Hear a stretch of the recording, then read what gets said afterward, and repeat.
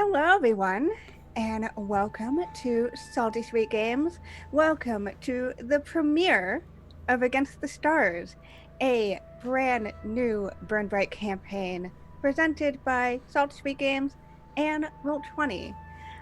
So excited to be here. I've been hyped about this for like a month and a half now, and I have this incredible group to go into space with y'all. So before we get really into anything, I want to just go quickly through all of our channel stuff.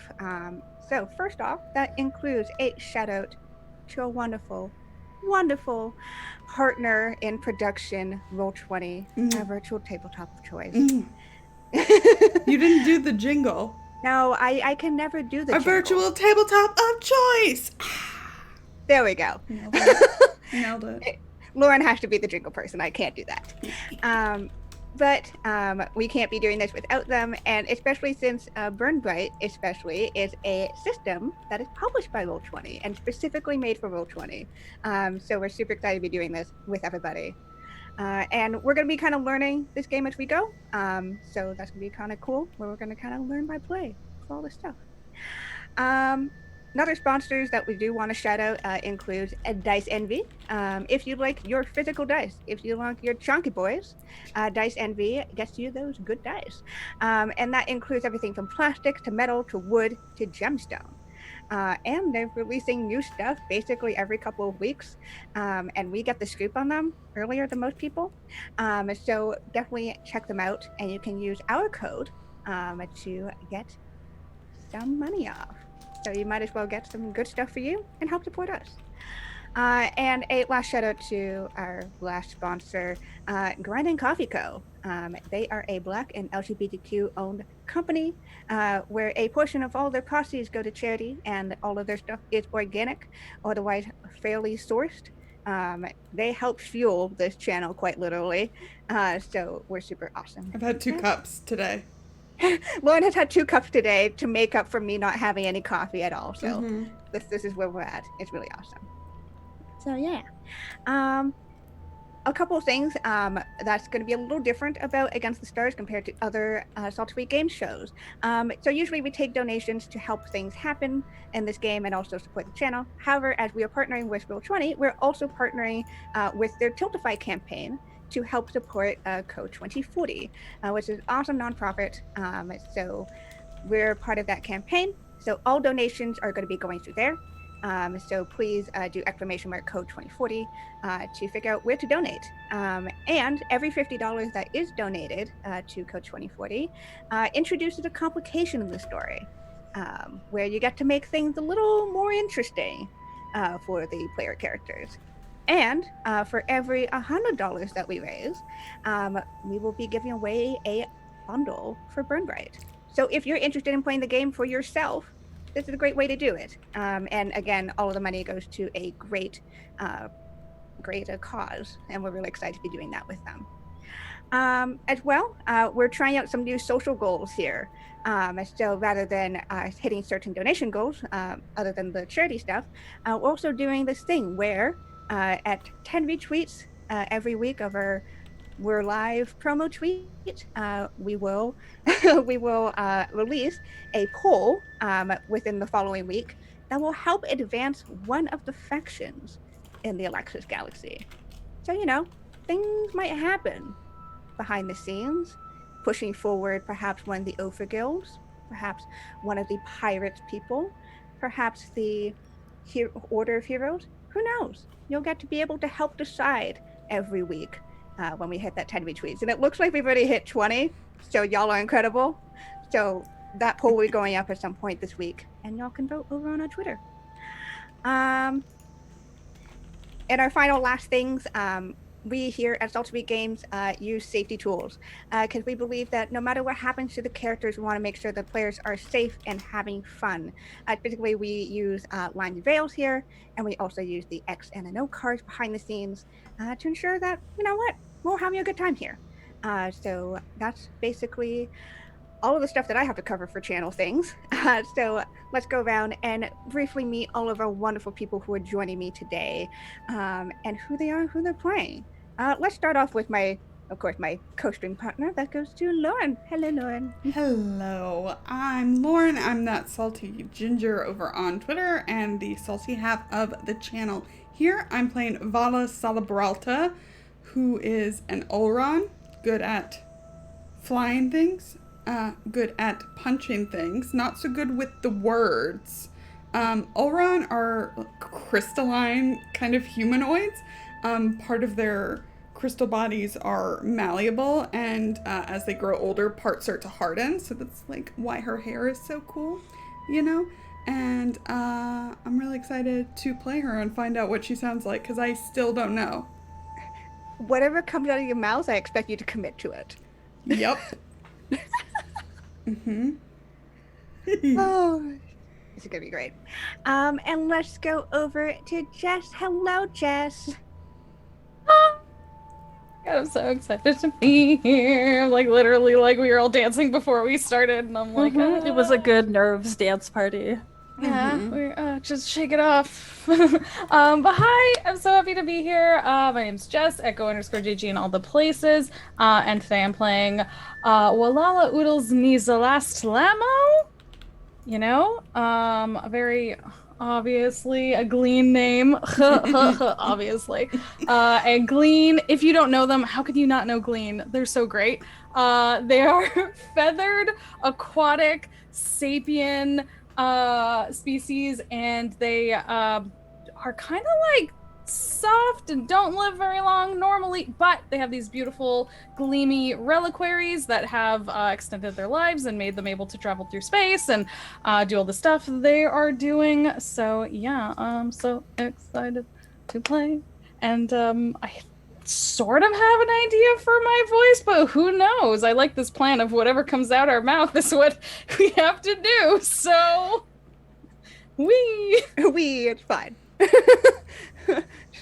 Let's go over to Sam. Hello, Sam. Hi, I'm Sam. You can find me on the internet at Sam Undamiel, and today I'm playing an Eno, and I should double check. I think it's Eno. Pretty sure it's Eno. Eno. I think makes Eno. sense to me. And Eno names are kind of ridiculous. So their name is Eronzi Amian Davi Azul Ciele Vandil Zave. I made this name. Short name CLA Vandil. We'll probably just go with Vandal, because that's way easier to say. And Eno are cat people, and I'm playing cat person. The accidental face cat person. Yeah, accidental face. Accidental face. Yeah, we've accidentally made a group of people that aren't good at talking. So this is great. Yeah, it's gonna be fine. Definitely not like you have to socialize with people in the Olaxis Galaxy. Yeah. So I hope a good voice comes out when we start, because that's what I'm stuck with. Oh boy. And let's go over to B. Hello, B. Hello. Oh my gosh, the pressure for a character voice is weighing heavy. I spent some time talking to myself while I was doing dishes earlier. But let's rewind. So hello, my name is B. You can find me on Twitter as @B_Zelda. My pronouns are they, them. And we will be playing Zev'xo. We are still considering the proper form of address that we would wish to be contacted as, but our pronouns are they, them, and, well, we are the captain of this ship, and while we may not be the face, we have many guns to resolve all of our problems. So many guns. So many guns. We have plenty. It was like, here, Zev'xo, have this money to spend at character creation. What would you like to spend it on? Guns, explosives. The answer was guns. Also goo. Guns and goo. Yeah. Guns and goo. Necessities. We found them very important. Oh boy. All right. And of course, I am Kienna. I am the sweet of the channel, and I am the GM for Against the Stars. I am literally everybody else in the Olaxis Galaxy and potentially the Olaxis Galaxy itself. I will be piloting all of the NPCs, all of the factions, and everything that goes around them, minus really the burn, because the burn's its own thing. But I suppose with all of that, we should get into it, shall we?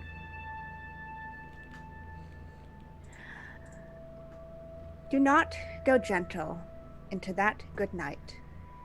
Rage, rage against the dying of the light. Welcome to the Olaxis Galaxy, a place where once it had gone through times of isolation, planets and stars and people all kept to themselves, and then to a time of exploration, where interstellar travel unlocked the ability to reach other places, to find other people, to connect with one each other. And then to a time of war, when conflict arose, when a fight over resources and space and control in this now wide and wondrous place they lived in became too much. And then a time of peace, but only oh so briefly, when it became the time, or rather, the Bryte of the Burn. Nobody quite knows what the Burn is. It's bright, fiery, slowly and erratically consuming this galaxy bit by bit, enrapturing itself around the stars and planets and moons, slowly consuming until it's only a few doorsteps away. From the center to the edge, you could get there in 2 weeks. It is a looming presence, an inevitability that weighs on everybody's mind. Some people seek to run away from it, fear overtaking them, as many a civilization and people have fallen to the burn, never to be seen again. Others have taken that fear and found opportunities in it for exploitation, whether that is of resources or people or minds. But even amongst this all, even amongst the darkest of times, there are still those who fight for good. And this is going to be a story of how sometimes you can fight for good even in the face of inevitable doom. Our camera pans to a ship. A Wanderer, this model is called. It is flat and large, made for transport. Mostly the transportation of goods, sometimes the transportation of people. The outside of it, within the light of the burn, it glimmers this rainbow of colors, opalescent, and its pinks and greens and yellows. But we're not talking about the outside of the ship, the wicked wallaby. Instead, we see our camera pull inside of this ship that these four call home. And where can we find Valla? Valla is at the pilot station in the cockpit. I don't think there's anything too pressing going on, but I think she's probably just kind of casually chatting. She's flying casual and chatting casual with the ship's MI. You don't have to specifically do too much work to pilot this ship, as the MI, or rather the artificial intelligence of this ship, does help control a lot of it.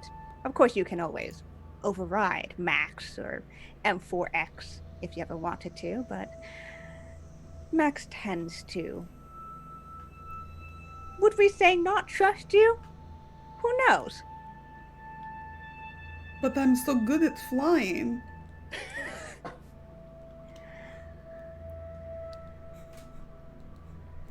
I know that you have many, many years of pilot training with your people, but how do we say this? Didn't you desert them and don't actually have your license properly? This is no bearing on my skills, Max. Well, you don't have a license officially, so kind of hard to say. I mean, okay, that's fair. But correct me if I'm wrong, Max, that you do not have a license either. Well, I am quite literally built to be part of the ship and to Right, guide but do it. you have a license? Because if you don't have a license, I feel like we're in the same wallaby. Do you get it, Max, instead of boat? In the Ha ha. Very funny. I know you like me very much. There's just this long sigh. Not even a sigh, there's a long pause when Max does not respond to you in their petulance. And as you have this conversation with Max, let's pan over and see what Wallahlah up to here in the Wicked Wallaby. If you were to find Wallahlah, they are probably literally hanging upside down from the ceiling and like analyzing something, and like has a smart slab out in like one of their many arms, and then like they are kind of like moving around on the ceiling and like analyzing something, like Cam, look at it from over there. We need to take a new perspective on this. Sometimes you just need to look at things differently. And are just kind of like looking around an object and like tapping things really quickly on their smart slab. Cam, did you get that? As you do this, your camera, which floats and moves of its own accord, kind of a mixture of a drone and a camera, starts to move around. At some point, googly eyes had been placed onto it, which jiggle not symmetrically as it starts to kind of tilt, and you hear the familiar sound of the click click click. You know that there is no real shutter to be closing here, but it's just a part of the feel that it has as it starts to take in as many angles as it can, basically moving like 1 centimeter over and then 1 centimeter over and then 1 centimeter over. It's a very long process. Cam is very, very diligent about these types of things. Yes, good. And I think at one point it kind of takes a picture of you as well, as you're hanging from here, and then continues on along its path. Oh, I saw that, Cam. That was cheeky. Does Cam really have personality? Who knows? I don't know. Wallahlah certainly thinks they do. Wallahlah thinks so, and that's what matters. Yep. And as the clicking of the camera happens on the ceiling in the center around the lounge, where do we find Vandil? I think Vandil is in the same room off to the side with like a plank of practice lockpicking. You know, Nice. keeping the skill sharp, also making sure that Wallahlah doesn't break anything. So it's very subtle, you know, I'm definitely not watching out of the corner of my eyes as I do this. Don't mind me. I think at one point Cam does come up to you and like take pictures of you practicing locks, but goes like from the bottom all the way up in centimeter by centimeter.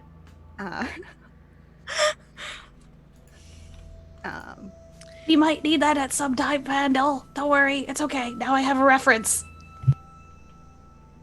Now, what would you need a reference for?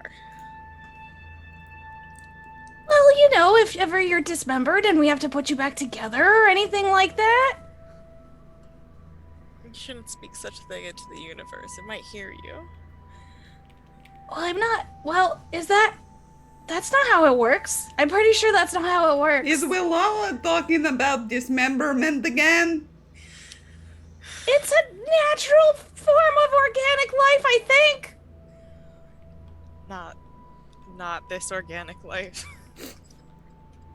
Well, you know, you're right. You have fewer extra limbs, so you do want to keep them all.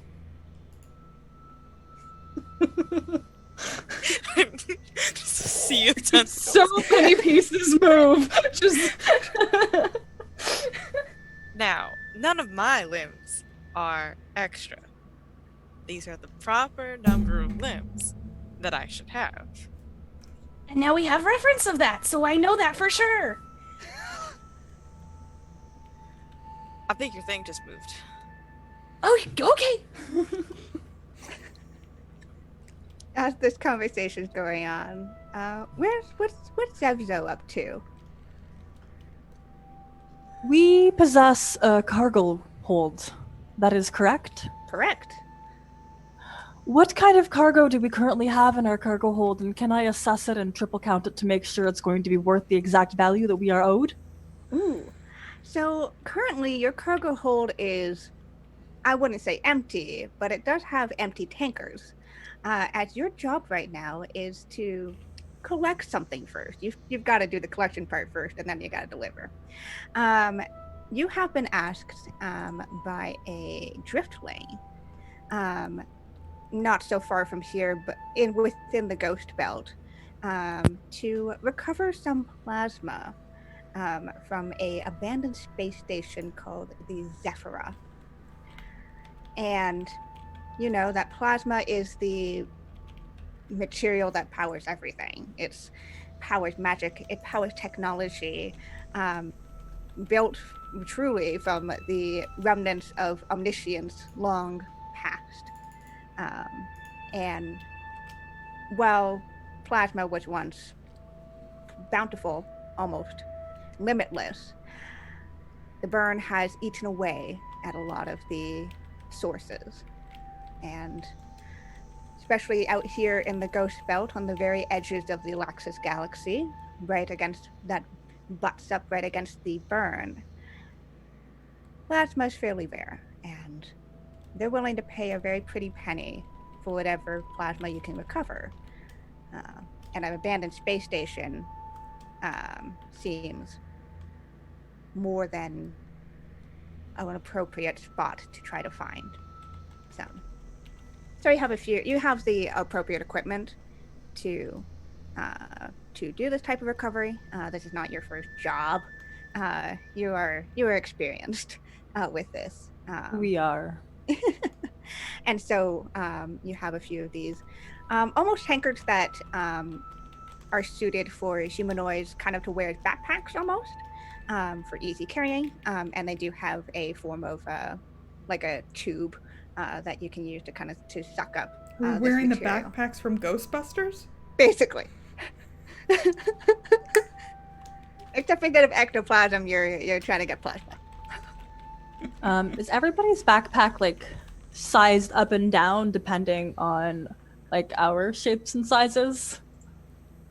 Because yes. Valla would be much more useful than this. Yes, I'd imagine that you have picked up the right types of equipment. We're all going to assume this, considering you have been working together for about a year. Mm-hmm. We're all going to assume that you have the appropriate things sized accordingly to you. Okay.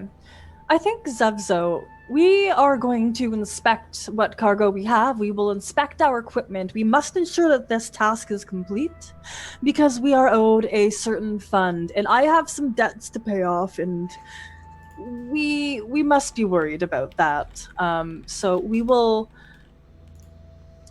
don't walk per se because wallabies, which are the shape that I have taken, they don't I don't believe they exist anymore in the burn. Like, that's just No. not. So Zev'xo's iteration of a wallaby, we float our 10,000 bugs. They guide us across the floor, and when we investigate all of these backpacks that just look like the backpacks from Ghostbusters, we let a subset of our 10,000 bugs go, and you see a cloud of blue going in through the arms, creating little lumps, and like it almost animates like parts of the backpack and some of the pockets and everything, and then we emerge out. Decidedly, I think we have ensured that there will be no faults this mission. We will get that plasmid. We will be rich. I mean, the amount of money that you're getting from this, and especially in the Ghost Belt, is quite a bit. Let's say, looking at your money, it's about like 400 argent. We are grateful for that sum. Yeah. We know exactly where it might go. And specifically, Lamerick, the Driftling who had hired you, had told you this is what she can pull together, as she knows that this is a dangerous mission, but her and her family who live on the planet, remember my names, they live on the planet Cyprit, which is very close to the edge of the burn. I can pull us to the map. Yeah. Hey, nice. Hey. So they're right at the edge of the burn, and they desperately need plasma to fuel their ships and get out of there, essentially. Let me make a little X as to where y'all are, at least where y'all are headed, to where the Zev'xo is. Let's freehand. And this will be right about here. That's where the Zev'xo is. So, speaking of the Zev'xo, as you are checking, as the rest of you are conversing, as Max has gone into their pouting silence, through the open window, the windshield of this front of the ship, silhouetted against the burn, you see a form take place, and not the familiar roundness of a planet or a moon, but rather what looks like almost like a long cylinder that is slightly set on a diagonal, and on midway through on either end there are two rings, which slowly rotate in opposing directions. And as you spot this, all of you can probably see this from within the ship. Max pipes up, "Well, that's your destination. Seems like a very nice one." Oh, you're learning sarcasm, Max. Is very good. Max, what would be the best means of entrance to the Zev'xo? Well, I would say that likely it would have to be a docking station, either on the main part of the station, which would be the cylinder part, The shaft, yes. or it would have to be on one of the rings. I do not know if it is a wise idea to land on a moving thing, however. Right, so docking station on the main cylinder. And Maxley, you got it. And you hear a few of the hum of some of the other thrusters being put to use as the wicked wallaby shifts forward and makes its way to the space station Zev'xo. As you get closer, this is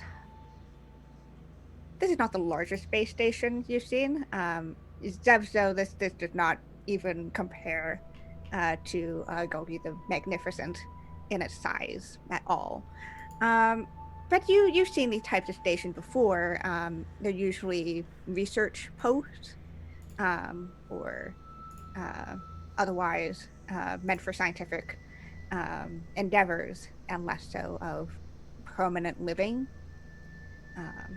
You imagine that it wasn't meant to be built so close to the burn, but over time, and with the temperamental nature of the burn, it has gotten to here at least. And as you get closer to, you see this is a station that has not been touched or in repair for at least a few years. You can see bits and pieces of debris that come off the ring part of it, trailing along it like a kite trail, and only a few of them leaving the gravity of the station to fly off elsewhere. The paint of this itself, what once probably was white, has been slowly darkened over time, whether by dents or scratches, maybe even from the burn itself and from its radiance, you can't tell. But Max guides the Wicked Wallaby down to what looks like to be a series of porting docks. And as the ship approaches, you do see that the door does open in response to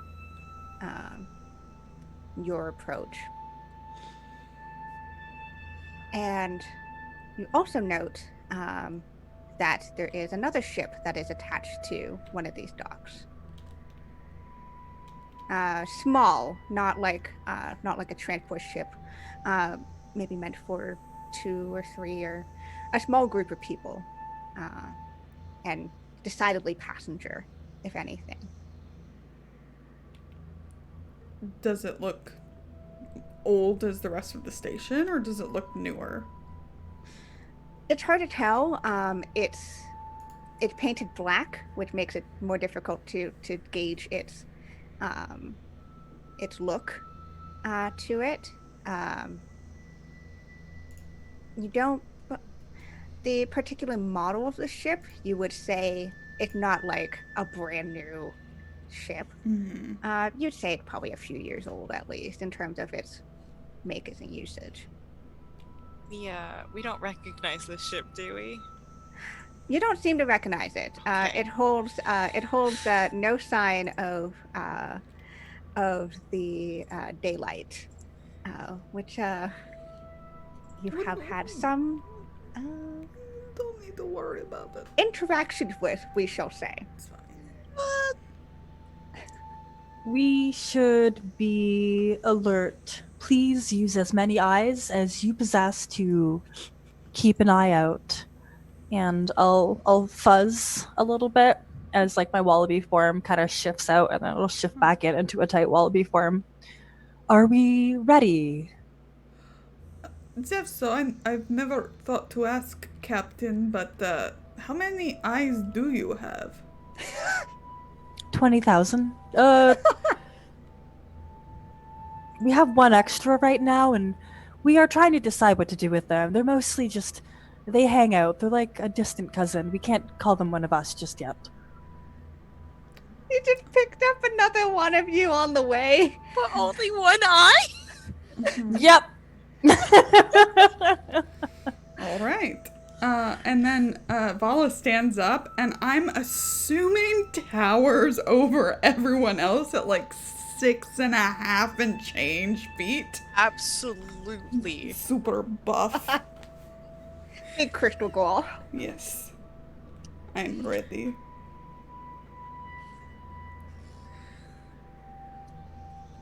Max, old sport. Is there breathable atmosphere on the Zev'xo? There's a pause. One, I do not know how I feel about being called old sport. Uh, but to answer your actual question, it appears that there is breathable atmosphere here. It appears that the hull of the Zev'xo appeared to be intact. Thank you. We'll Uh, work on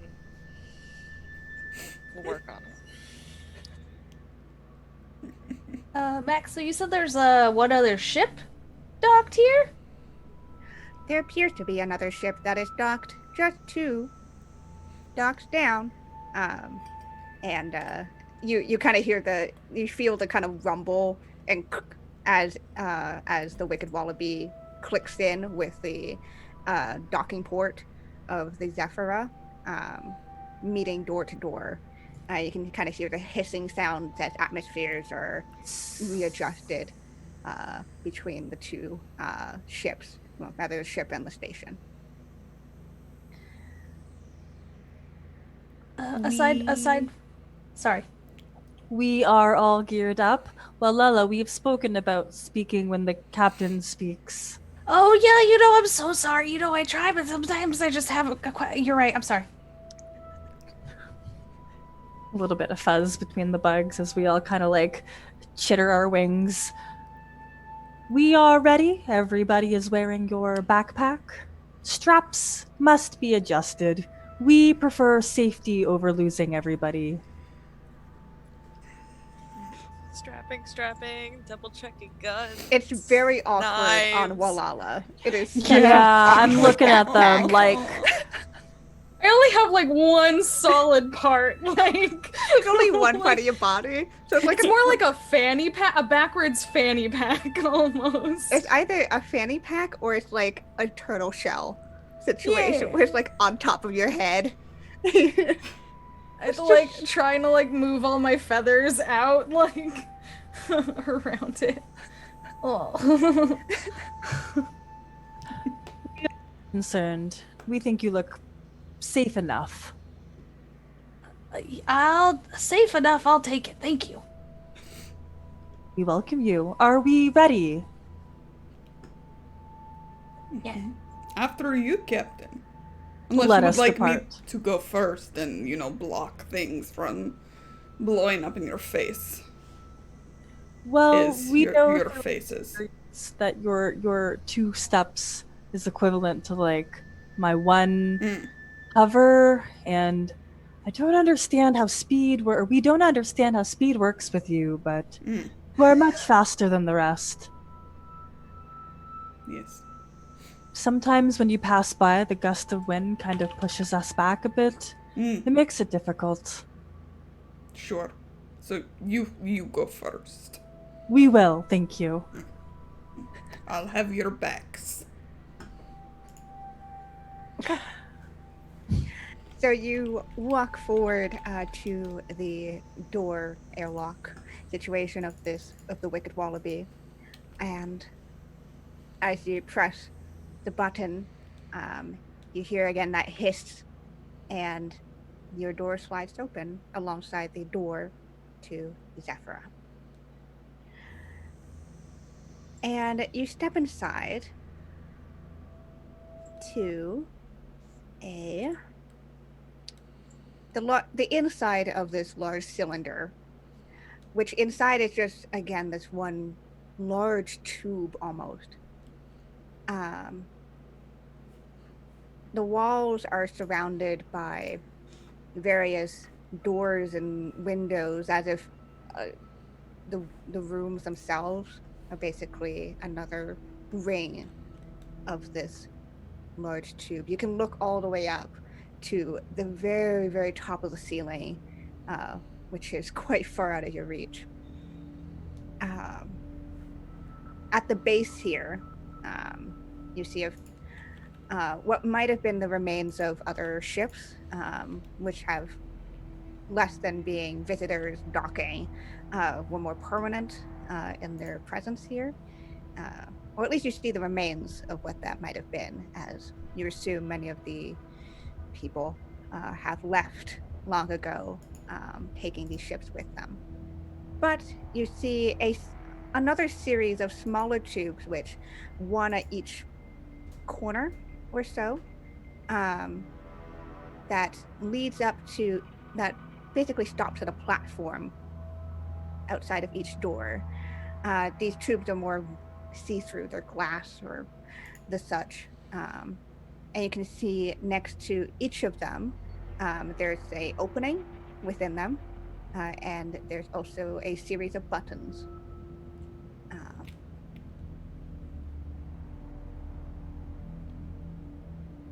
We will press whatever buttons look relevant. It's a, well, thankfully in the unification of the Olaxis Galaxy, there has been basically a unified language across the galaxy, so everyone kind of knows what everyone's talking about. And if not, you have the translation badges, which real-time translate when you're speaking. But the series of buttons, much more complicated than you expected. But you can see a very distinct up and down button. So you can. We will press up. Okay. Up is the way to success, and up is how you win. We are certain of this. Is up necessarily the way to the plasma, though? It must be. Up is always good. We know this. We always rise up. You are close to the bottom of this cylinder. And even though when you docked and on the outside you saw that the cylinder was tilted, inside it feels like you're straight up. The artificial galaxy doing its job. And wow, this music got way intense real quick. I keep waiting for something to burst out of this, like it's going to It seems really fitting. It seems really fitting. We're in a creepy, abandoned station. There may be one, two, this is way too intense. Roll 20, please. We're going back to this one. I looked at it and I was like, nope, too much.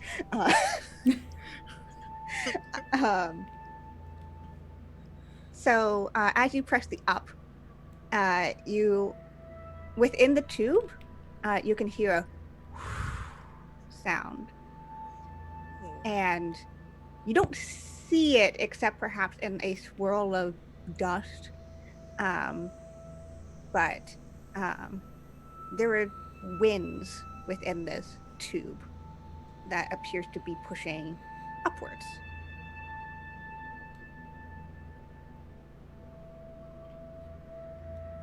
We share that information, and we also suggest that we are often light enough to perhaps ride the winds up and see what we can see.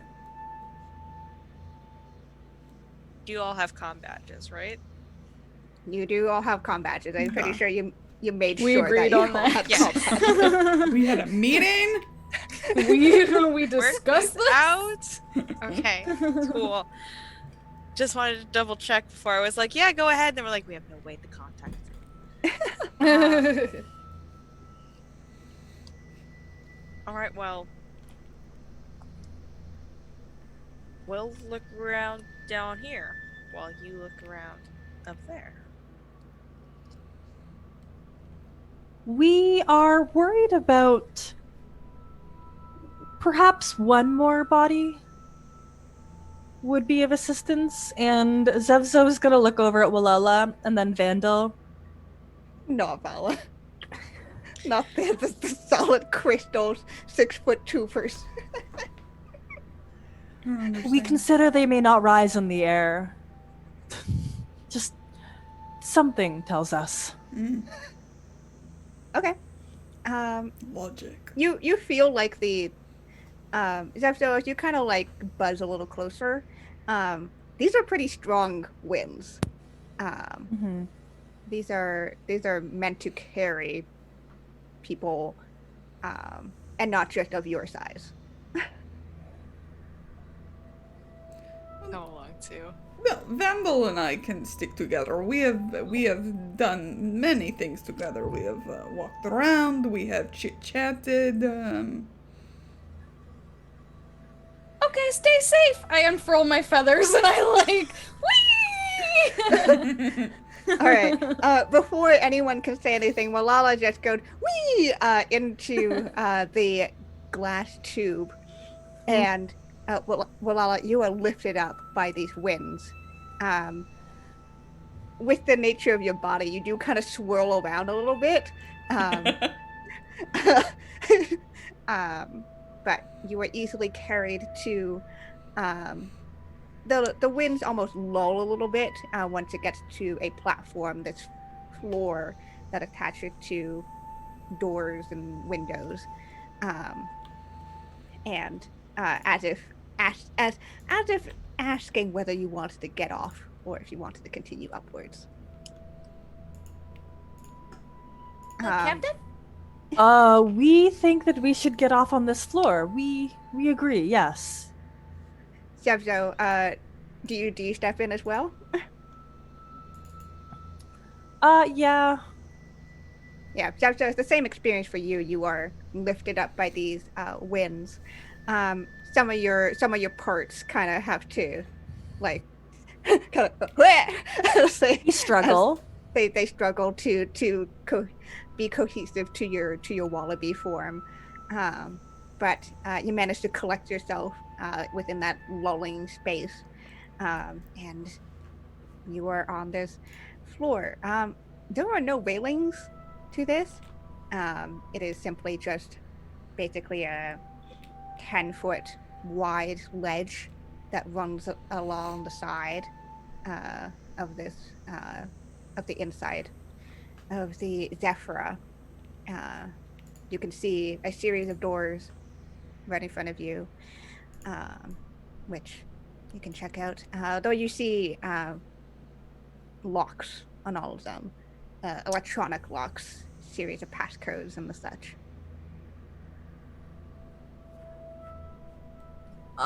We will turn to Wallahlah as much as we are able to turn and consider we are not capable. We can explode doors. That is what we are able to do, but opening them is not really within our skill set. Do you have perhaps a more quiet solution that you can offer?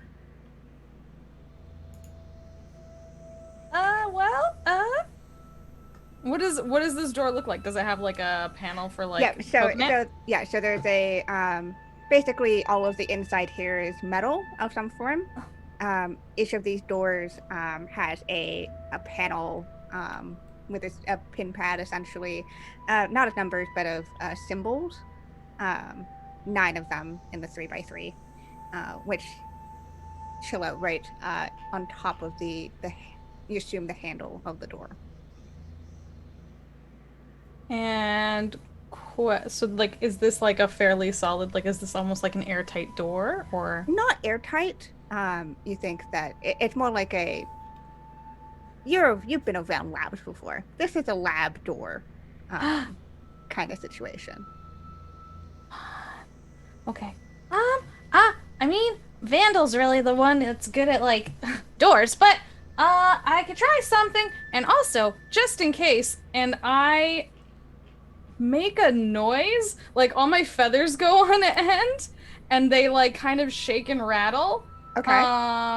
And I want to use my echolocation to see if I can sense anything past this. Oh, damn. Okay. Yeah, Is sure. So it says I have to...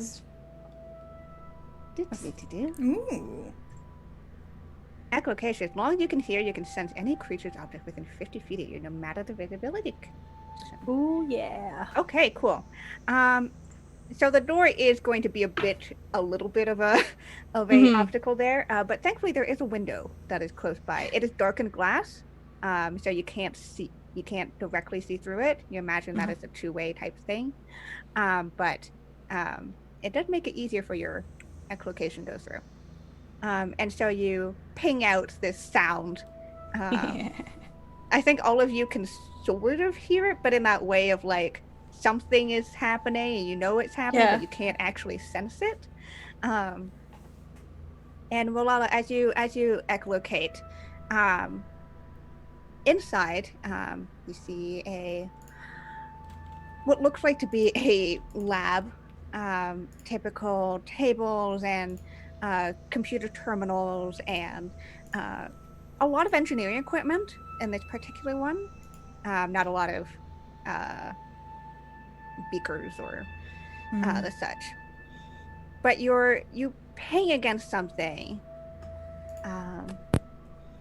that seems odd to you because it pings back to you almost as loud as most of the other stuff. It will absorb some of the sound before returning back to you. This is almost as if it's a mirror or reflective, and it's in the shape of a sphere. Oh. Okay, there's something interesting in there. Let's see what we can do. Can I start to fiddle with the pad? Sure.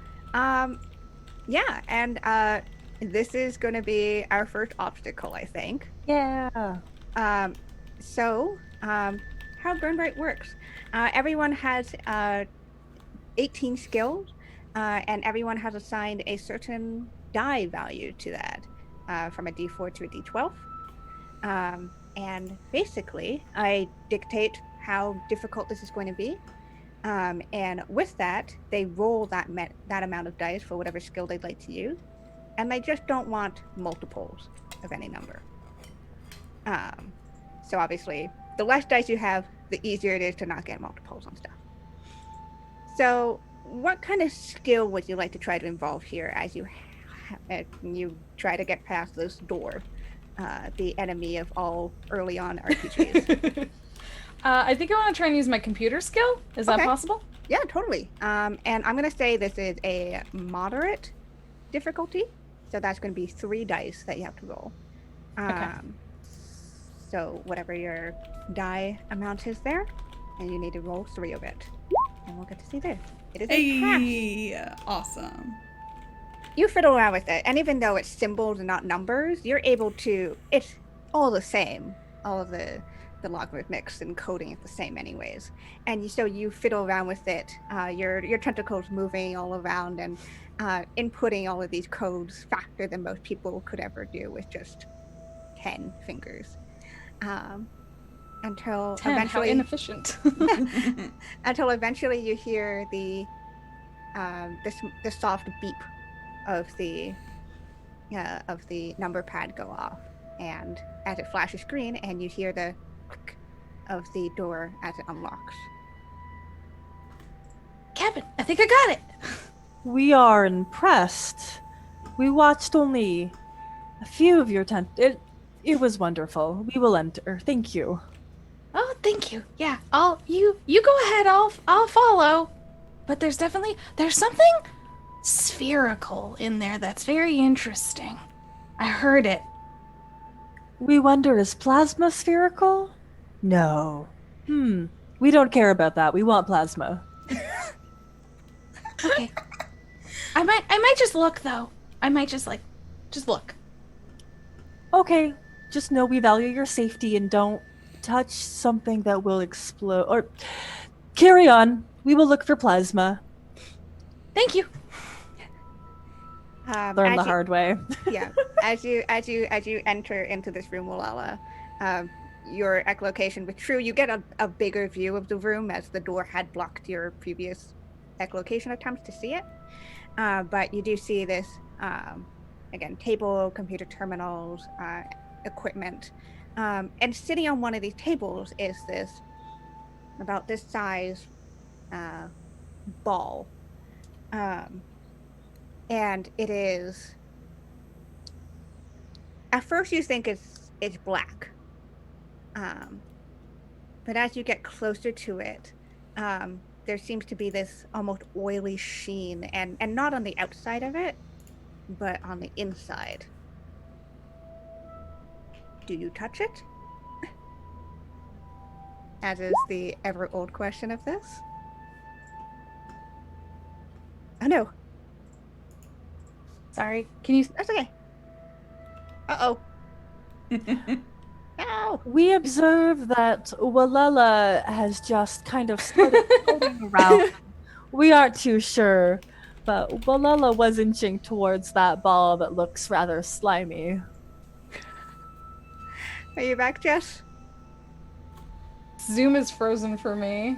Oh no. Can you Well- hear us? I can hear you. It's Okay. just all frozen otherwise. So Yeah, if you're I'm okay, you're then coming I'll. through good. Oh, we jinxed that. I Nope, usually we absolutely do. did. Then Okay. Wait. no. Hey. Hi. Yes. Maybe. Yeah. I want to analyze it without touching it. If you can hear me. Yes. Yes. Okay. Yes. Okay. So, I'm gonna say, even without a roll, this is no material you have ever seen or touched or come across before. It's not metal. It's not glass. Not plasma. Definitely not plasma. But there is something. There's something to it that feels warm, even without getting close to it, and not like it would, it would burn you. You don't think if you touched it, but it emanates warmth to it.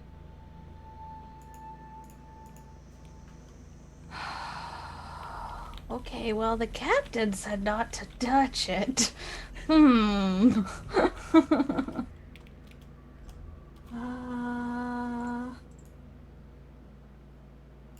I'm looking at my.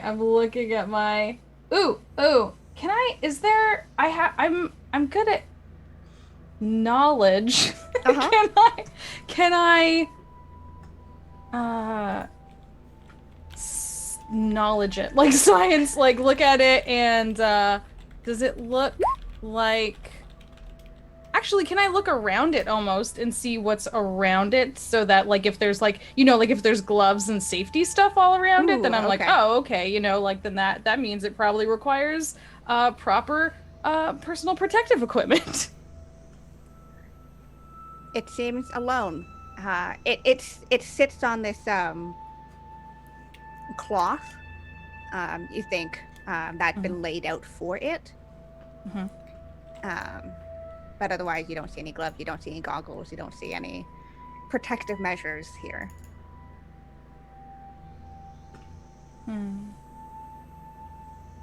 Okay.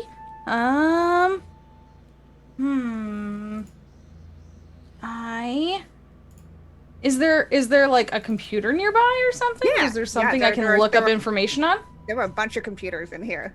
There's at least 3 terminals in here. You can definitely poke around on that. Okay, I'll start doing that while the captain's looking around. Yeah. Too. As you go over, you turn on the computer, and it does that slow, sad whirring sound of a computer that hasn't been turned on in ages. But as it boots up, a symbol pops up onto it, and it is a symbol that you were familiar with, as it is the logo of the Cosma Overguild.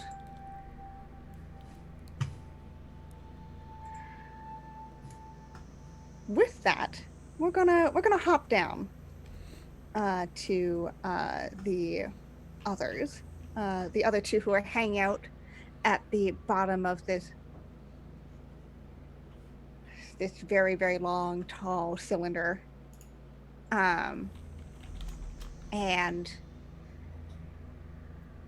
as you just pace around and you watch as Wallahlah and Zev'xo disappear a little bit out of sight and towards a door,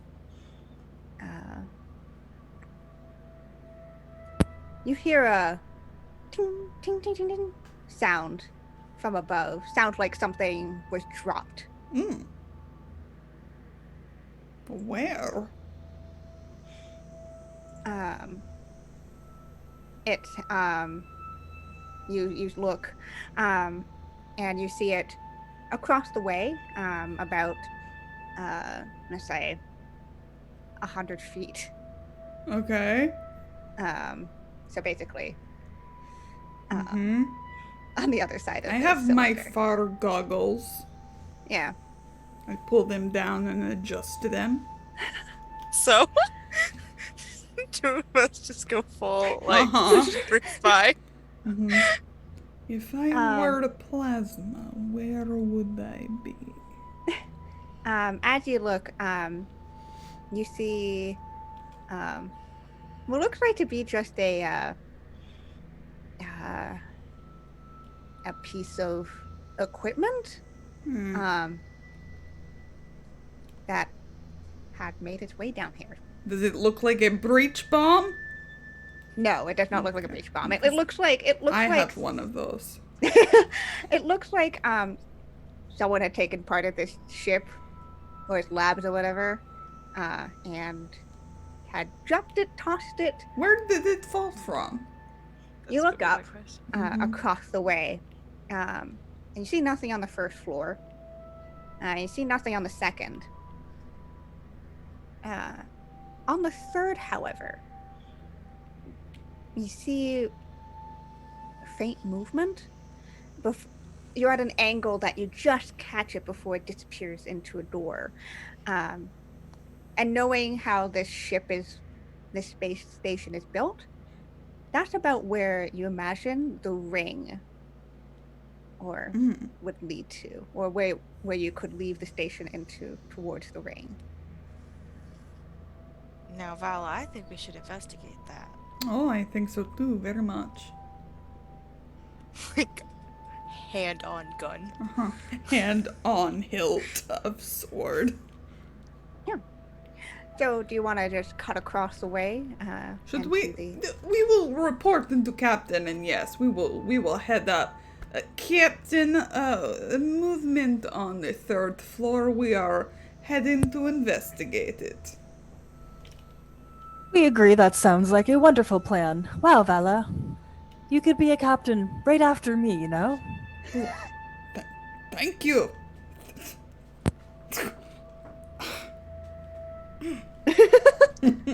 Lots of awkward noises are made. Walks with a spring in her step. As this happens, so y'all can walk over to the tube that's across the way from you. That would likely take you closest to this door. And it's the same deal. Clear tube, lots of buttons, a clear up and down. We're gonna press the up button. Okay. Again, you hear that sound as the wind streams activate.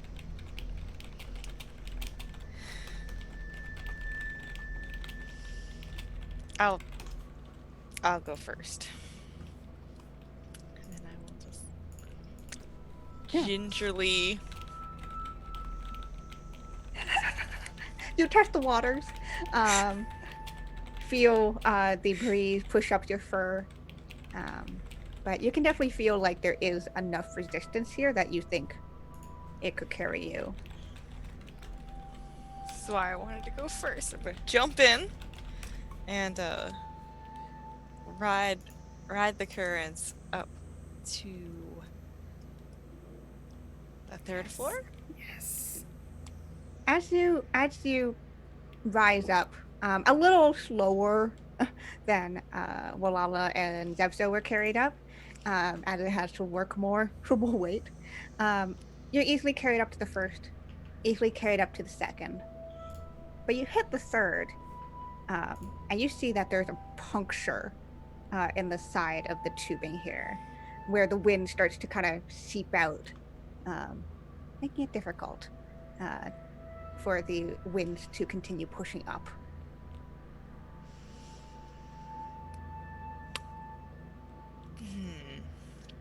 the thing we saw fall, could it have made this hole? You're realizing probably it seems like it's the right size.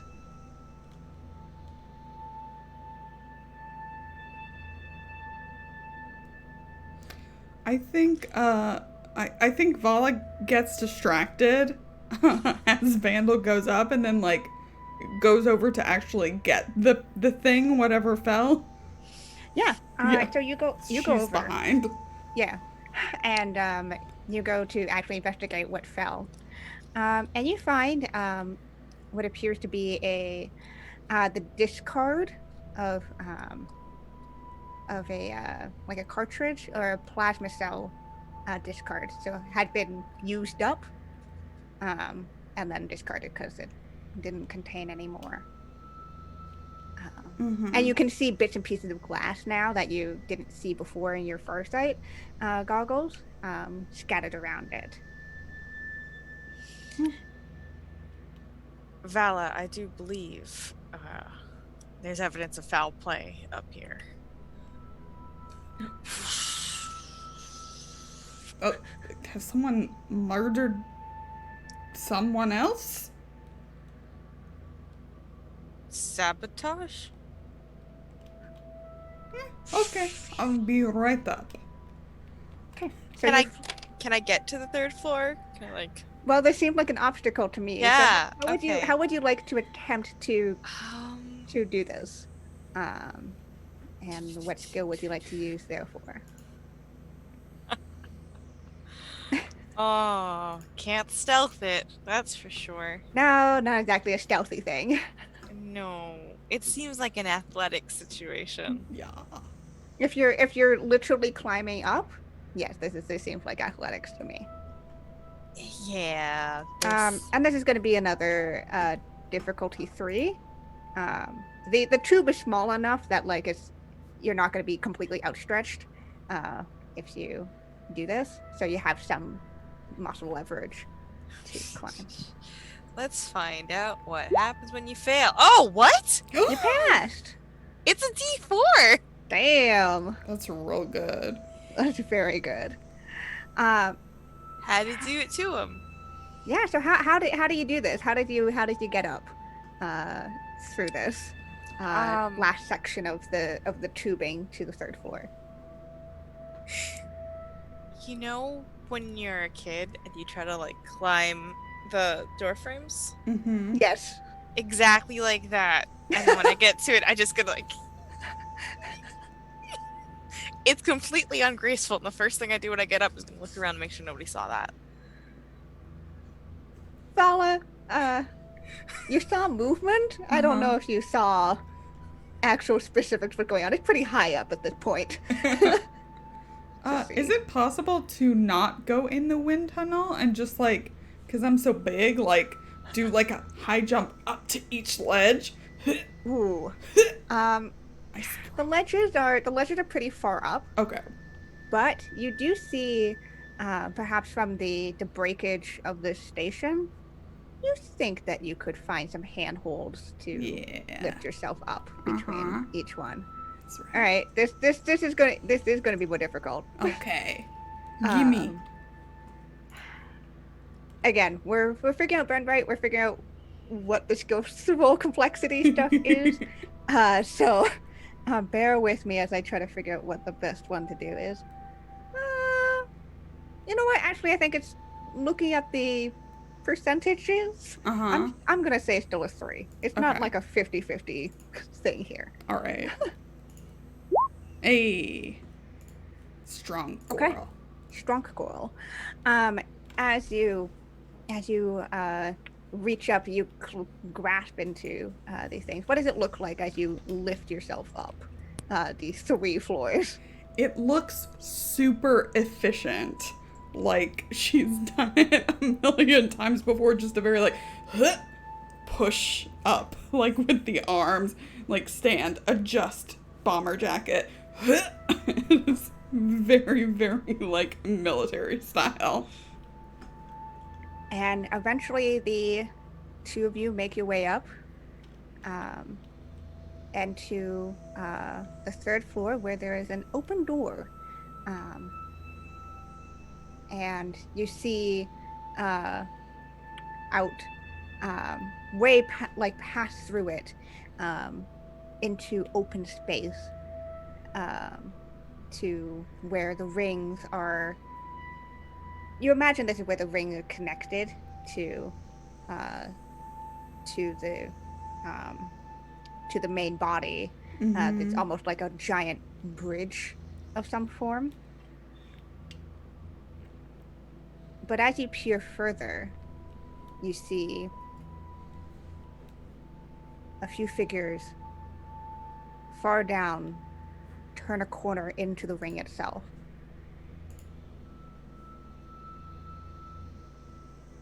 All right, Val, before we go any further, I think we have to have a quick conversation. These people may shoot at us. We probably shouldn't kill them without finding out who they are first. They probably know where the plasma is. They might hug us, too. Is a possibility. Nah. I will place a bet on it. How much?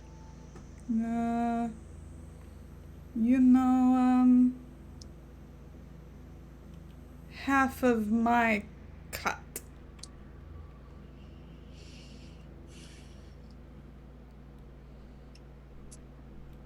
It's a deal. Ah. Yes. And so you shake on this. We shake and then I pull them into like a bro hug. You know what I'm saying? As you do this, Vandil, as you're lifted up into this new position of bro hug, you peer down that passageway again. And you note that might have been a complete bridge at one point. But there is a steep drop midway through, as if someone truly is sabotaging your path. We're going to take a quick break here to fix up Zoom, make Zoom work again, because it's been frozen for poor Jess. We'll be right back. BRB. See you in a bit.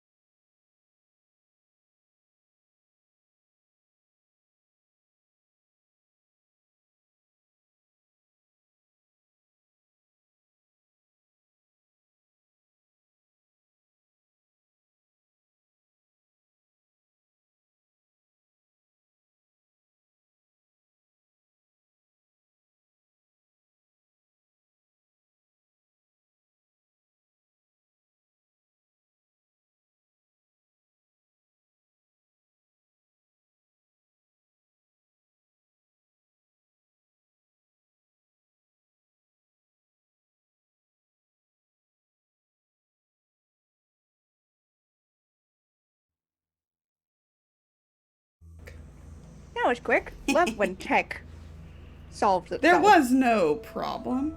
Not at all. No, it's all good. So we did leave on that bit of a cliffhanger or bridge broken hanger. We're gonna leave that. We're gonna go back to our. But I want to jump it. Not yet. We go back to Wallahlah and Zev'xo. Wallahlah, this orb, it's warm. It's of nothing you know of. It is intriguing in every which way that you can think of. And sorry, pulling up the computer gave me a logo of the Cosma Overguild. Yes, of the Cosma Overguild. And y'all know the Overguild pretty well, considering that they are the mega corporations of the Olaxis Galaxy. The Cosma Overguild specifically is dedicated to the transportation element of the Olaxis Galaxy. Basically, they build and operate public transit systems. They spacecraft, basically any other vehicle. So they are quite the prolific guild. Okay, all right. And nothing in the computer about this thing. You start going in, and you're fine. You're pulling up folders and files. Not that. And you find a variety of schematics and plans. You recognize some as spaceship parts. You recognize some as optimizing engines. There's a few you don't recognize at first glance. Looks like to be this one particular blueprint. Looks like to be some form of platform, which is odd. It's a circular platform, clearly meant for a sapient being to stand upon. As there's like a sketch of a variety of sapiens upon it. And there appears to be some less physical calculations here and more metaphysical, as it seems to connect. It shows like a dash line to connect between two platforms on this particular schematic. Very odd. That's really... Captain, I know we're looking for plasma, but this thing is really interesting and unique and might be helpful. I know I have not found any signs that it's gonna explode, so I'm just going to test touching it with something. Not myself, something else. We would discourage destroying it. It looks valuable. We could sell it for a lot of argent. It's definitely something special, that's for sure. So, if I go over to the table, is there something I can poke it with? Like, I mean, I'm sure you could find a variety of true science or rods or whatever else that are within a lab here in the Olaxis Galaxy. Yeah.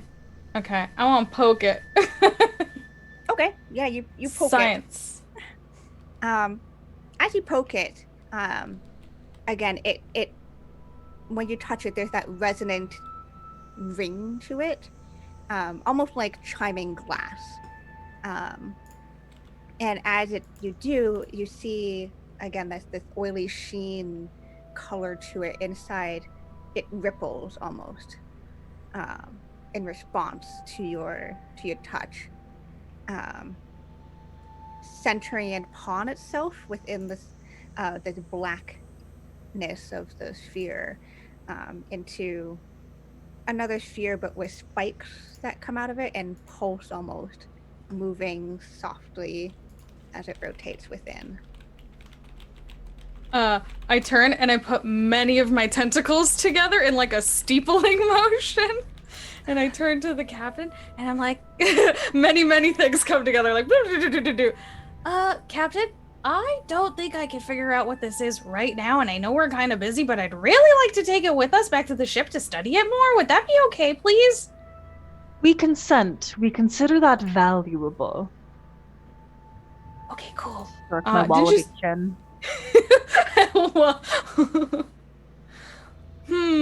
Thoughtful wallaby. Okay. Do you just want to pick it up with your bare hands, or do you want to bare tentacles? What do you want? You said there was something that looked almost like a sack or something like that? It's laid off on top of a cloth. You think big enough that you could try to tie it off. if you'd like to. Yeah. Okay. I wanna do that. I wanna like knapsack it. Yes. Yeah, totally. Knapsack it. Wow. On top of your other knapsack. Yeah. Oh. Well, that one's still empty right now, so it's okay. Yeah. So Until we find the plasma. you grab Find this Vandil or Valla soon. you grab the sphere, and you step out, and the two of you across the way, all the way across you, and up a couple floors, you see Valla and Vandil in an awkward embrace. Or I'm rather, squeezing too tight. or rather, one of them doesn't think it's awkward, the other thinks it's terrible. This is friendship. This is what it is. We greet you from a distance. I drop Vandal. Oh, hello, Captain. Oh. And I quiet myself very suddenly. I land on my feet. We question the lowering of voices.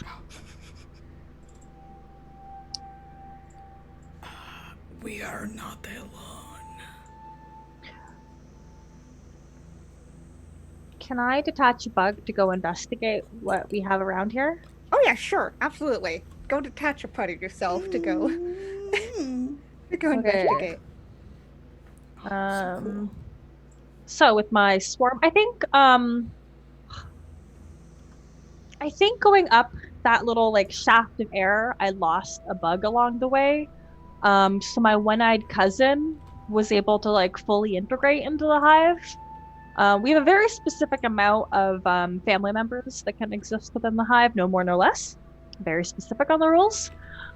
So we've got the one-eyed bug. So I want to use them to just kind of fly around with their singular eye and see what they can find. Sure, yeah. Are you searching for anything? Are you searching in one area in particular, or are you going straight to where Valla and Vandil are, or are you kind of just investigating the general area? I think if I could ask Valla first, where do we think that there are others? Oh, near the big gap in the bridge. Understood. We will send out our new one-eyed cousin that way. Yes. Okay. So, your one-eyed cousin goes, and so it takes a bit of time to get across this 100 feet to the other side, but it buzzes past you, Vandil, and Valla. You can see that little glint of blue as heads into the passageway and that bridge that connects between the main body and the ring. This, you can see through the one eye that this passageway is it's basically a large tube with the bridge that's set in the midst of it. So there's a large amount of space down below. And you do see above, kind of hanging as if this was a suspension before, are now loose cables. But you can go down further, and again, you hit into the ring itself, which is a solid, again, another tube almost, which exists around here. And rather than the white metals of the inside of the main body of the Zev'xo, this is clearly not meant for regular usage. You can see this more ventilations, more less covered utilities. The cables are more obvious along the walls. Generally, you think that this is a storage or engineering kind of space, whereas the main body is, where people actually occupy and spend their time. This is more maintenance, per se. And you're kind of thinking that, if there's going to be plasma anywhere, it's going to be stored in here somewhere. Wonderful. We will, Onesie will, I think actually, yeah, we can relay this information as Onesie is on their mission. We have a destination. We must go to the maintenance facility, and we understand that it is a potentially perilous journey for those who weigh more than Onesie and us, excuse me. But we consider your safety at the utmost, and we will make sure that you. Well, let's go now, okay? You know, Captain, the more you say how much you are concerned for our safety, the more I believe you. We are content with that response. Should we proceed with stealth or with speed? GM, I didn't see anybody though, right? You didn't see anybody once you went through. You were told that there were other people here. You did not see any other people in here. We should proceed with speed, with haste, Excellent. with fluttering wings. Yes. How wide's that gap? This gap, I'm gonna say is 30 feet across. Oh my god. Okay. There are cables though. There are cables. Sorry, no, it's my bad. Is it only the floor? Like, is there still walls? Yeah, there's still wall. The floor, it's just the floor that's cut off. There's the walls on the outside. And there's also, again, the suspension cables, which belonged to the bridge at some point until it wasn't. What's at the bottom? You look down, it's a lot of space. It's a lot of height. You can see the bottom, and you can definitely see the broken parts of the bridge down there. Oh, I have climbing gloves. Hey, Good for you to remember. I'm ready. I've gotten some climbing gloves. Yes. When you make a skill roll to climb while wearing the gloves, you can reroll any die you make on a check once. Nice. Okay. So, how does everyone get across? I have an idea of how Zev'xo gets across. Once Zev'xo and Wallahlah walk or fly around to get to the other side, which takes a bit of time, but you get there. How's everyone getting across here? Climbing on their walls. Yeah. Okay, climbing on the walls. You know, climbing gloves. Could I bring Vandil with me, like piggyback style? Okay, that's gonna bring up the difficulty. I know. Okay. I'm Okay. just looking at Sam's face, like. I want you to imagine, right? A calico, whose tail is finally defluffing after the hug, right? Just standing there, hands on hips, looking down, looking at the cables, and then looking at themselves and their skinny weeny little arms. And like, cool. Meanwhile, up ahead, you just see Wallahlah and Zev'xo like buzzing and floating along. Yeah, they're coming over, so I have to come up with something real fast. Ah! Do you want to ride? You know, if we go together. We might go together. No, that's what I mean. If we go together as comrades.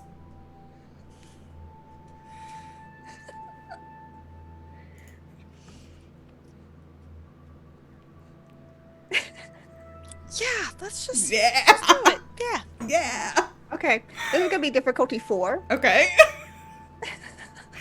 Okay. As you carry yourself and another person, and also climbing, because of the size of this tunnel, like the walls are way more steep. Yeah. In terms of its curvature, rather than the climbing up the main body. So. Sure. Yep. So roll that for me, please. Athletics or? Yeah, this feels like athletics to me. Sure. You said difficulty 4? Yep. Oh, you Yeah. can only re-roll one of I them. can only correct? reroll one. That's gonna be a well. fail no matter what. Yep. Okay. Okay, what happens? Well, this is a great time to bring out the failure prompts. Oh, yay! This is great. I get to roll, and we get to see what happens. Yay. Okay. You lose your stuff. Okay. No! Well, So- not you. Or maybe you. No. Okay. So you're Am gonna be I able. the stuff? No, you're not the stuff. So you're gonna be able to get across. Okay. Your backpacks are not gonna survive, though. No. I'm okay with It's this. yours, Valla. What if let's make it very dramatic. So how does this look when you do get across, but with the sacrifice Yeah. of your So stuff? I see if you like this, Sam. Oh yeah, we need to quote "Am I the stuff?" That needs to go in our quotes. I think that we're making it across okay, and we just get to a shaky part, and just having someone who reacts differently to danger. Like I'm imagining like a cat not wanting to get in water. You know what? This is good. This is good. Yeah, and I feel like You're like half choked out at this point. and Vandil starts their backpack starts to slip, and then they reach back for it, and we start to topple until only Vandal's hanging onto my backpack, and I have to swing Vandal up. But when I swing Vandal up, just like the strength of the move makes it to where like I lose grip on my backpack and it falls. But we make it across. We You make make it it across. across. F to those backpacks. You can hear them go ting ting ting ting, ting down until they on the broken bridge down below. That's gonna be a bit of a dock on your amount, Sure. simply just for having to pay for new equipment. Listen, but, hey, if they end up hugging me, I still come out on top.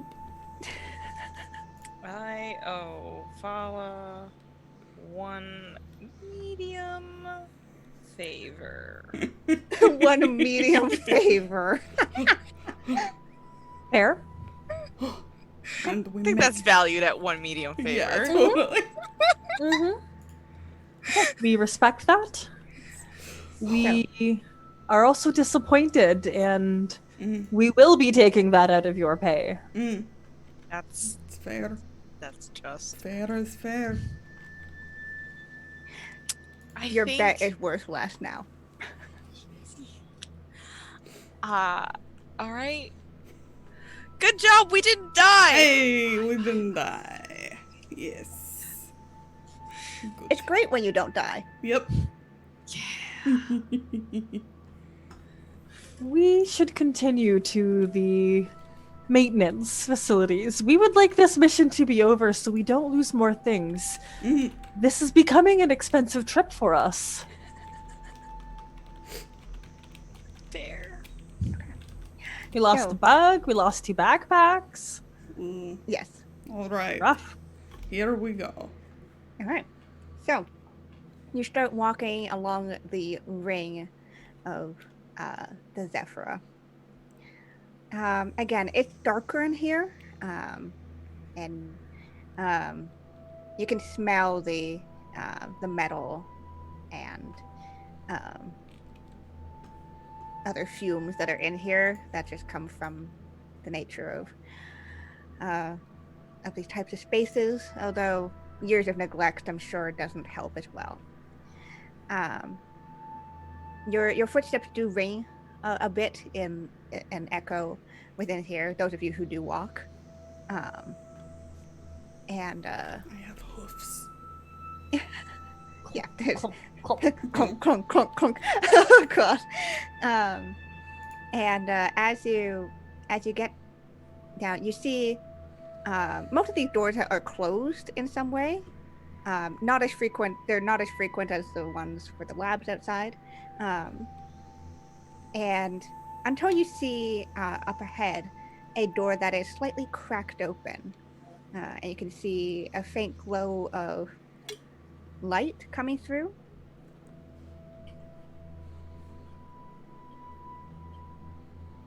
We are concerned. We never turned on any lights. We will send out Wenzi to just take a look. And we'll detach Wenzi from wherever they were just like taking a nap because like they worked hard. They deserved a break. Yes, they had to fly 100 feet across and more. Hard work when you're solo. Yeah, and small. Yeah. Okay. So you make you send onesie up, and and also uphill because you have to go diagonally up. This onesie was working hard. Mm-hmm. And they float down the passageway and down to this doorway just about 30 feet away, and you see them dive in. And for you, Zev'xo, you see a room of familiar vats to you as they are container for plasma. You see from many of them, most of these have meters on them to indicate how full they are. Many of them are empty. You can see that they're all the way down to the red. But you see a couple that are in the yellow or so. But amongst them, you see 3 figures. They appear to be small. One of them is this gray furred, and the other 2 are black furred. And they have these large pointed ears. I'm not going to say fairly small because most of you are shorter. Around 3 feet tall. And they seem to be kind of nosy around these vats, and you can recognize that they have their own backpacks with them. And they seem to be kind of talking to themselves. You recognize these as Zev'xo, which is another type of sapient species that exists around here. Mostly found subterraneanly. So it's a little weird to see them, but you also know that some of them have taken to a life of crime and stealing other people's technologies. And so this is where you're at. You see these 3 Zev'xo, which appear to be draining out one of these plasma. And you can see as it goes down the tubes of it that whitish glow as they're very careful. Plasma is toxic to the touch. It is not a pleasant thing to work with and quickly dangerous. That's what's happening there. We can respect that other folks might need this, but we understand that we need this more. Valla, Vandil, we have found more backpacks for you. Good news. We just must kill the body that holds the backpack. Also good news. Are we ready? Whatever the captain says goes. Wallahlah is just like, Well, hang on. The second part didn't compute with the first part? Oh, we said that we will borrow their backpacks and then take the plasma while they hang out.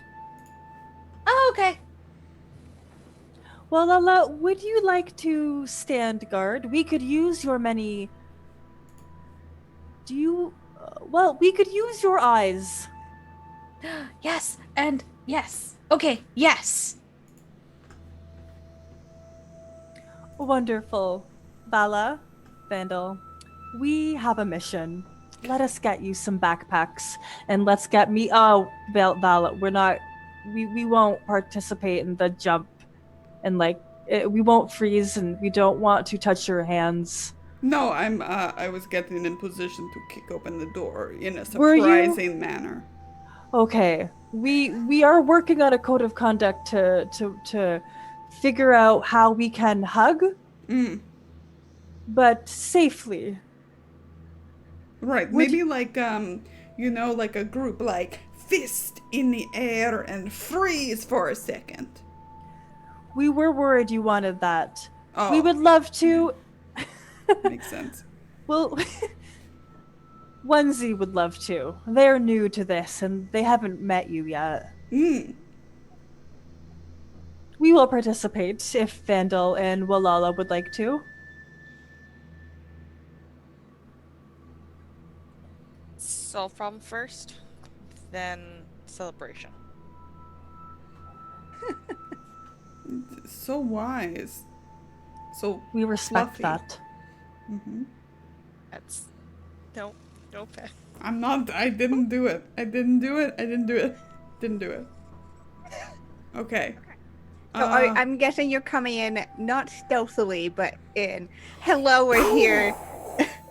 Well, yeah. Okay. With Valla, oh yeah. Oh yeah. This is standard procedure. Okay, cool. Love that. That's standard procedure. So you, or rather Valla, kicks open the door the rest of the way, and the metal probably crunches a bit as it slams into the wall. You see these three Nivix jump and end up dislocating the nozzle from the tank. Uh-oh. And they stare at you wide-eyed before they kind of start. Two of them start to pack down the backpack as fast as they can without touching the plasma, so it's a little more awkward than they would have to. The other one starts to scamper to the wall. Don't like And as that. as it does, it presses a button. No! Wait, no! What happens? And the room goes dark, dim rather. But then some lights come on, or rather not lights, appears like lasers. What? What? As lasers crisscross this room. Static, but making it difficult to get past. I got so excited about being able to use my dark vision. For like all of like 2 seconds, like, yeah, still see it, and then no, just lasers. It's lasers. So if one wanted to cross this very fun room, what skill would it be? That's up to you. What skill Hey! would you like to use? That's the whole great thing about this. You get to bargain with me what kind of skill you want to use. Ah, yes, Hell yeah. Go of from there. course. Who wouldn't want to do that? And a reminder, so it may be tempting to just min-max your what skills you want to roll, Yeah. but you do get rewarded if you manage to roll a skill and hit at least one of each die type, as that unlocks Nova points for you. I was Where you wondering. can use Nova abilities. The Nova point. Cool. Me too. So that's how that I works. get 'em. So it's an encouragement for you to use skills that you're not good at, as well as the skills you are good at. And once you hit one of each, or you've rolled a skill for one of each, then you get a Nova point. Heck yeah. So that's how that works. It avoids any min-maxing Okay. and makes it more interesting for y'all to do stuff. Damn it. Oh, I really But, want to use my Nova abilities. Grr. You still see these Nivix are like, they're the two of them in that are with the backpack situation have realized they're also trapped, and they're kind of like, they have the backpack now, which has some plasma in it, but they can't go anywhere, and their friend has kind of realized this. As they're still by the button, but they're eyeing between their friends and you, and their friends and you, their friends and you. Can I use a conflagration grenade on one of them? Oh my god. A grenade? But it sounds so nice. There's spilled plasma on the floor. There is no plasma on the floor. Plasma? Does that make things more explosive? But then we won't have any of the plasma. There are still some vats. We understand. We also have a laser pistol. You do have laser pistols. You have so many guns. Here's a question. We do. Here's a question. Oh my Yes. god. Yes. Would my laser sword deflect the lasers when Oh it my comes God. into contact with them? Oh, that's a really good question. I'm gonna say it's a possibility, Awesome. but it's gonna be a challenge roll to make that Yes. work. Yeah. Yes. I love it. Okay. Yes. So, Valla, you want to use your sword. Yes. How? What's the plan here? What's going on here? Vala's plan is to follow her captain's orders and get to the backpacks. Ideally, probably, Vala's intention is to probably get to the one who's by the button. Okay. Cool. Okay. So I'm gonna say this isn't quite combat because these three don't want to fight. Sure. They are very much in. They look like they want to get the fuck out. Yeah. So I'm not going to declare combat yet until you have made some motion to actually attack these people, and then we will hop into that. Yes. So Here I so go. is your goal to, what is your goal here? Is your goal to fight these people, to get to the button, or I'm trying to get to the button Okay. while being as badass as possible. Okay, so with the laser sword, as you're trying to deflect these, this is gonna, Yes. What? Tell me. this feels like a difficulty 4. Sure. Ooh. But does 'Cause it you're also trying- feel like a melee? This also does, I will say this is melee. But you are literally trying to deflect lasers without hurting yourself or other people, Mhm. and Yep. also not overcharging your laser sword. Yep. So, Oh my god, I'm so scared. so let's go. Fuck. That's a fail. Yep. All right, let's see what the failure prompt has to say about Oh, this. it's so fun. You were suddenly alone. Yeah, that's What does that mean? Laser on laser. as you use your sword, you deflect through the first few of them, and you're like, okay, I got this. Uh-huh. And then you just manage to just slice this one just the wrong way, and it makes contact with you. Ow. It doesn't burn, Huh. but suddenly you are not where you were. You float, gravityless, in a chamber?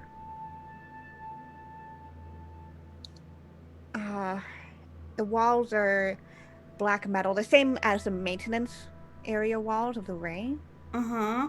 but you are by yourself in this, I'm gonna say, 60 feet diameter across chamber. And you don't see a door, as you have triggered the traps of this place to prevent anyone from stealing their stuff. The rest of you, Valla disappears. We are unimpressed, but we know that safety is the primary concern. And what else are the enemy doing? You see them trying to slide the backpack underneath the lasers to the one that's by the button, just to get it out. And they're wiggling and attempting their best to do that. I I'd like to convince them that we're not going to kill them. We're not just here for the plasma.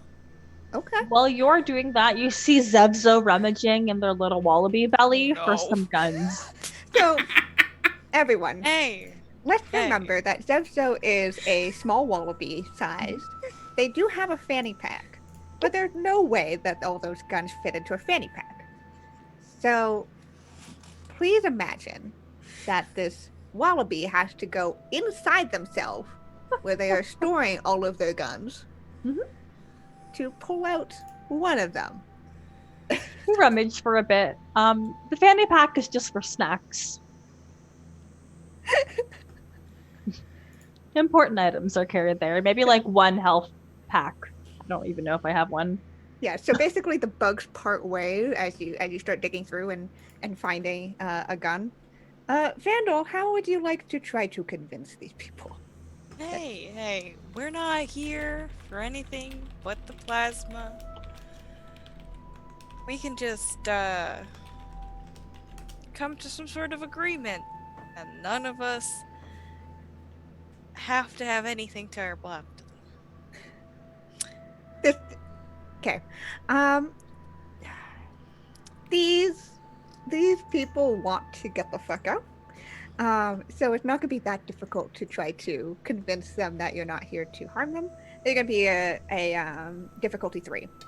Okay, so is that presence? I would say so. I think so. If I understand presence correctly. I think so too. Yeah, you're adjusting your presence to be more calming and Yeah. non-threatening. So you said, complexity 2? 3.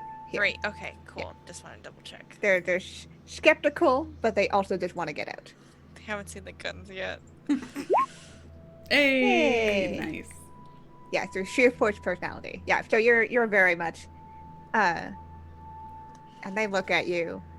They look at Zev'xo, who is digging through still, I think at this point pulling out a gun. Squint their eyes at Zev'xo, but look back to you. Just here for the plasma. Will you let us leave with these ones? That's the gray furred one, which is the one with the button and now the backpack.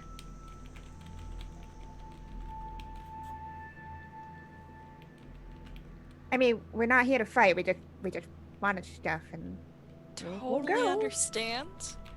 Unfortunately, that bridge situation did damage 2 of our packs, so we can let you leave with 1 pack.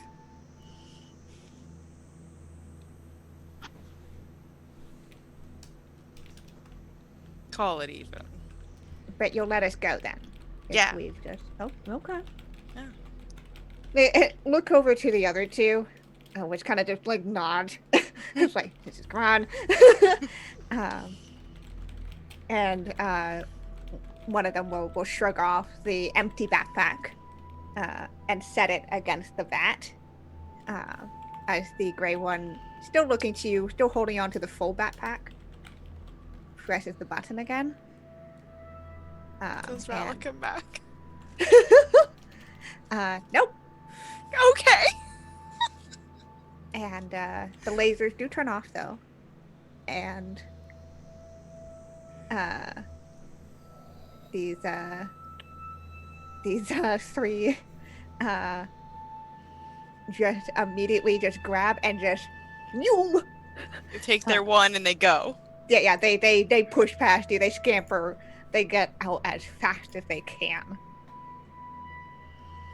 Oh, Wallahlah, you just see these 3 Nivix just I was go- gonna say, did they go past me? Yeah, they go past you. I think one of them sees you and jumps, not hi! expecting to see you, and then immediately and just keeps running. Captain, looking out, I looked at something! We thank you for your report. Okay. And you have the room with the vats and the backpacks. We will collect the plasma. Valla? Oh, Valla? right. We lost a party member. Hmm. I did say something about safety. We will use Wallahllah's echolocation to see what we can find, but first, plasma. Gotcha. We'll fill up these packs and can Yeah. Valla hear me on the communication badge? Yes, actually. Oh, thank God.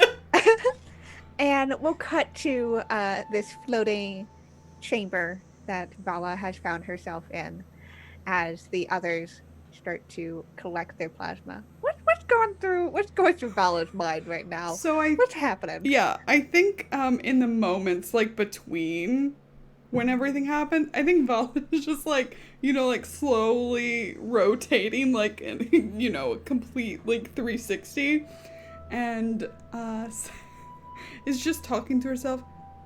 Valla Celebrota, what are you doing?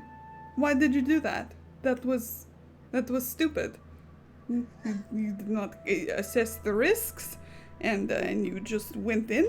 Who are you trying to impress? Are you trying to impress the captain because they said that you could be a captain one day, and you wanted to drive that home in their mind because you really get along with Max, and you think maybe Max should have a captain who maybe actually talks to them? Were you trying to impress Wallahlah because they're very smart and you thought you had come up with something science related that was very clever? Or were you trying to impress Vandil? Because you're always trying to impress Vandil.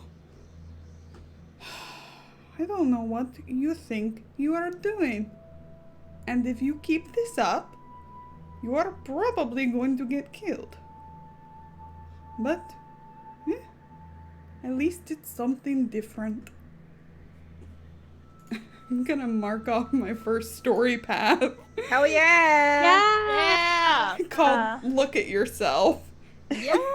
Incredible. Yeah. For everyone out there, Burn Bryte does a character progression through story paths. All of our characters have their own story paths that they are upon, and that they get to tick off when it is appropriate within the story. And we've got our first one in the first episode. It's pretty awesome. Oh right. Your monologuing is interrupted by the sound of Vandil calling for you. Vandil, I'm in a void. Can you tell anything about where you are? I'm floating. Did it look cool before It was so cool, and then you weren't there, and I was really concerned.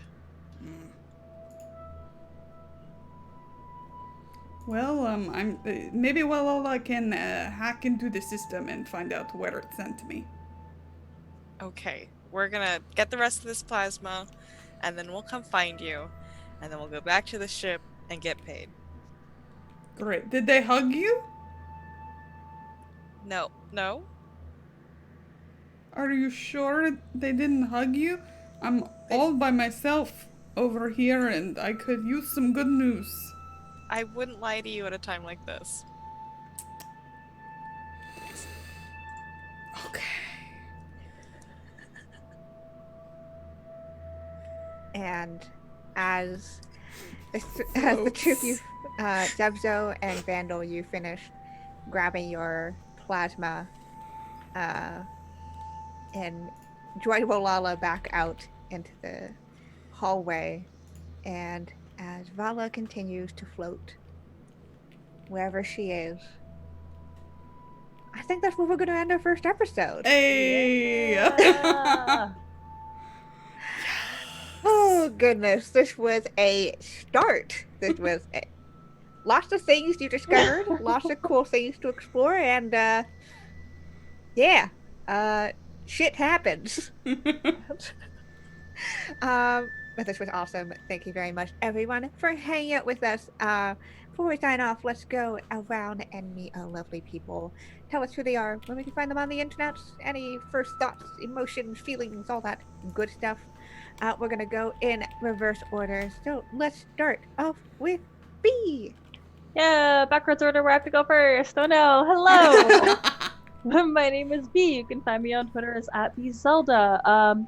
Heck, thoughts. I mean, first episode is always so much of you just kind of like feeling out your character. And I ended up being a Argent loving, pretending to care about the safety of my crewmates when really I only have one goal, kind of wallaby filled with 10,000 bugs. And that's different. So I'm feeling it, and I love my party members. So as long as we can make them do all the work, we have zero concerns, and we are more than content for that. Perfect. So awesome. I love Zev'xo so much. 10 out of 10 captain, right? Nothing You're to worry so about. great. Yes, Zev'xo, 10,000 bugs. I'm sure we'll get to meet many more of the ones that are within them, so that's gonna be very exciting. I've been making a list of names and quirks to them. Oh my god, yes. I'm so excited to meet them. All right, and let's go over to Sam. Hello, Sam. Hello. I'm glad not to go first. I'm sorry. Gosh, this game is so good. I love the opening like crawl so much. Oh, chills. Especially after the intro video, extra chills. And I'm gonna have to work on finding a voice because I feel like I'm not up to par there. So I love so the casual good. drawl. I Yeah. love it so Holy much. Max Old Sport killed me. Yes, It's it's so perfect. I feel like what? Why? Yeah. So Where I can we just- find you on I'm the so internet? excited. I was expecting to love everybody so much. I wasn't expecting to like deeply in my soul love everyone so much. This has been absolutely amazing. Yay! And where can we find you, Sam, on the internet?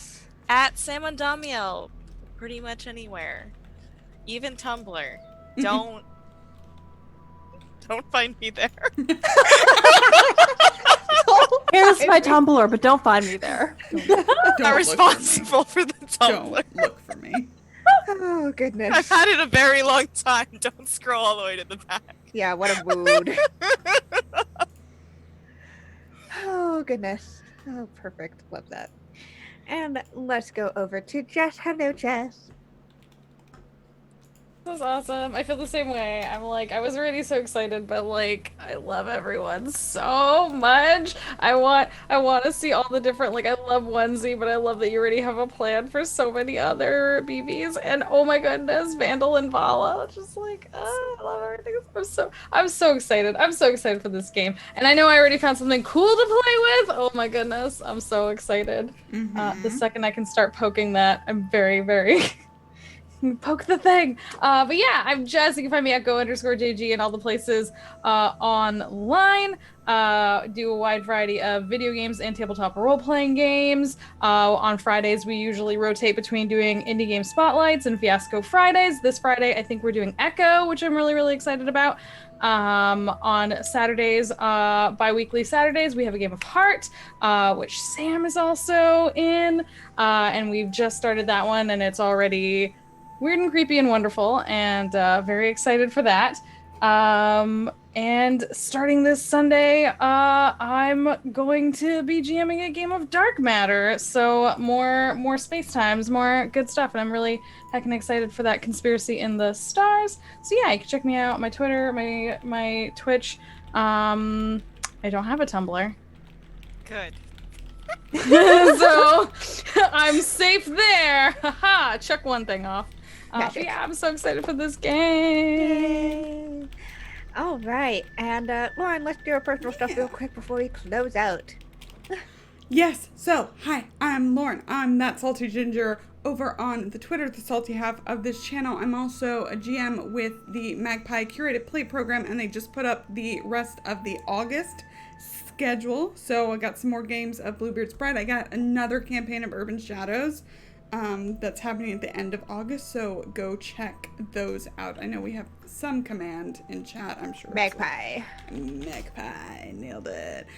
Also, we are embarking on a new project here at Salty Sweet Games, along with our friends at Off the Table. We are working on a podcast that is told in two parts. If you like Twin Peaks, if you like It, if you like that really cool movie Knives and Skin that my friend Jess was in, that is what we are aiming for. We're using the Fear Itself gumshoe system. We really are super excited about it. Encourage everyone to apply. Me and Summer are running it. Kienna is going to be producing and probably playing, and it's going to be a good time. So go check it out. I think I hit everything. Thursday morning, 10 a.m. Pacific. I'm on roll for it in full cosplay as a bubblegum pink tea flame. See you there. Yeah. And I'm Kienna. I was your GM today, but I'm also the sweet of the channel. Y'all can find me over on Twitter at Kienna. Best way to figure out what I'm doing when I'm not here, but I'm mostly just here hanging out, doing all sorts of cool things with Salty Sweet Games. Let's go over some channel stuff real quick before we sign off. Again, a huge thank you to Roll20 for partnering with us to create the show. We couldn't be doing it without them, and we're so excited to be doing this and embarking on this amazing game. I already love the system so much. I love the world. I love the lore. It's some amazing stuff. So please go check out Roll20, and please go check out Burn Bryte as well if this has interested you in playing. And again, we're going to be learning by play throughout this entire series. So if you want to learn more about how it goes, stick around with us. Another thank you to our other couple sponsors. That includes Dice Envy, which makes awesome, wonderful dice, and Grinding Coffee Co., which makes awesome coffee. We're really grateful to be partnering with these people and who help to keep the lights on here and make sure that we keep going. If you ever miss an episode or want to rewatch one, we've got a YouTube channel, Salty Sweet Games as well over there. And we also upload these to the Roll20 YouTube channel as well. So you might be watching it there. Hello, friends. We upload to both, so you get them over there. Sub to either one of them or both of them, because we're both awesome channels doing awesome stuff. And again, this is really awesome that we get to raise money for Code 2040, which is an amazing nonprofit that helps to make technology accessible to Black and Latinx people, especially for advocacy purposes. So we're really, really excited to be doing that. And we did unlock the social goal this week.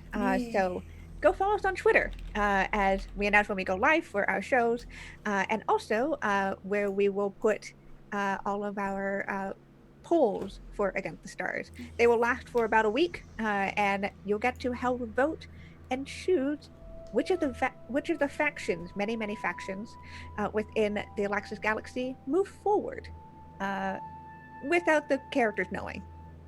Lots of things happen in the galaxy. Lots of things. So we'll get to see what happened behind the scenes there, and y'all got to help with doing that. I think that's about it. Yeah. I think that's everything we've got to cover. We're going to go raid some friends, so please stick around and chat to do that. If you've got the hype emote, spam that hype. Otherwise, spam some hearts. For love from us at Salty Sweet Games. We'll be back on... to go through the entire schedule now. We're back on Saturday for Pulp Cthulhu, then Sunday for The Witcher, Monday for D&D 5e, and then back here on Tuesday for the next installment of Burn Bryte Against the Stars. We'll be seeing y'all around later, and have a good one, y'all. Wave bye, everybody. Goodbye. Goodbye.